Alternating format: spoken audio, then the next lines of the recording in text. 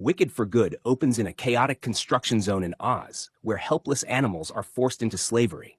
Suddenly, to everyone's disbelief, the long-vanished witch storms in, defending the creatures and setting every single one free.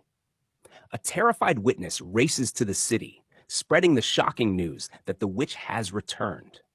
Madame Morble secretly meets with Glenda, insisting she raise her public presence because her charm can uplift citizens during the Yellow Brick Road ceremony and the expected arrival of the Wicked Witch. Morble hands Glenda a bubble carrier to disguise her fading magic and gifts her a sparkling wand. The grand ceremony begins. Fiyero, now the commander of the Wizard's Guards, discovers he has promised to Glenda, though he hates how the crowd mocks Elphaba. In the center of the event, Elphaba bends the clouds to reveal the wizard's lies, but Madame Morble swiftly reshapes the sky before anyone can look. In the frantic chase that follows, Elphaba vanishes into the forest, blending with the branches and deceiving every guard. Meanwhile, Nessa becomes governor after her father's passing, but she bans animals and munchkins from Oz just to keep Boq close to her. Boq doesn't see this manipulation and no longer feels affection for Nessa, believing Glinda is the one he truly loves. At the same moment, Elphaba hears animals crying beneath the construction path. She descends underground and finds Dulabar, the bear who raised her as a child. He warns her that Oz has become deadly for animals, and escaping is the only safe choice. A lion approaches, reminding everyone that Elphaba once gave the monkeys their wings. She doesn't deny casting the spell, saying she only wanted to protect a frightened cub, but no one believes her sincerity. Later, Elphaba visits Nessa, who demands to know why she came. Elphaba explains she needs her to help expose the wizard's deception, but Nessa burns with envy, accusing her of never using magic to help her walk. She recalls when Boq once called her beautiful and begs Elphaba to enchant him to love her deeply. The spell book flips open, and Elphaba casts a spell on Nessa's legs, lifting her as she feels them working again. Yet the magic fades quickly. Boq arrives, announcing he is leaving to confess his feelings to Glenda. As the spell breaks, Nessa is consumed by rage. In her fury, she grabs a random spell, shrinking Boq's heart and turning him into a Tin Man. Elphaba attempts to reverse it, but the spellbook's magic cannot be undone, so she leaves to find help.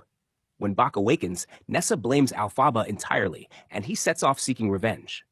Soon, Glenda's wedding begins, hailed as more than a ceremony, an occasion of hope. Elphaba appears only to see her, but Glenda urges her to face the wizard. Elphaba vanishes soon after. Later, Elphaba confronts the wizard, demanding he reveal the truth that he holds no magic and cannot read the Grimaries. He claims no one will believe her and invites her to join him instead. She agrees only if he frees the flying monkeys, and he reluctantly accepts. Moments later, the monkey Chizzy directs her toward a hidden door. Elphaba follows the passage and discovers the wizard has imprisoned countless animals. She also finds Dr. Dillant unable to speak. The wizard enters, justifying that animals cannot be trusted. Overwhelmed, Elphaba unleashes her fury and frees the creatures. They burst into Glenda's wedding. The wizard flees to his office, and Elphaba and Fiyero chase him. Fiyero traps him inside a colossal cage. Glenda arrives and realizes Fiyero and Elphaba love each other. Fiyero chooses Elphaba and escapes with her. Madame Morble then frees the wizard and unleashes her power, violently twisting the weather. At their sanctuary, Fiyero and Elphaba confess their love. Suddenly, Elphaba senses a house falling on Nessa and races to help, while Fiyero stays with the monkeys.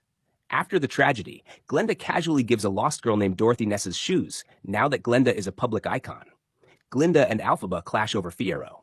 Guards capture Elphaba. Fiyero apologizes for wasting precious time, and Elphaba realizes Glinda helped them. In a desperate act, Fiyero offers himself to die in Elphaba's place. She escapes to a cave and conjures a spell to save him.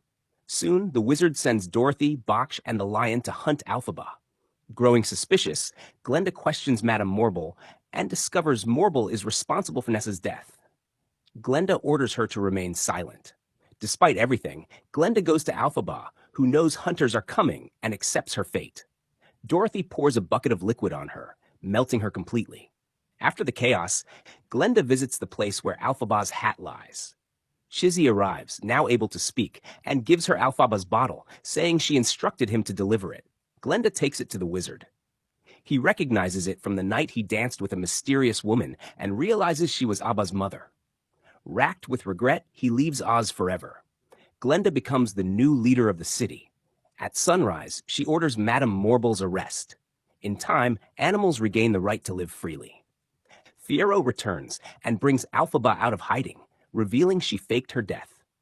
They leave the city of Oz forever, together at last. Subscribe to Sunbeam Vids for fresh anime and movie recap updates. Don't forget to enable the bell icon. Thanks for watching.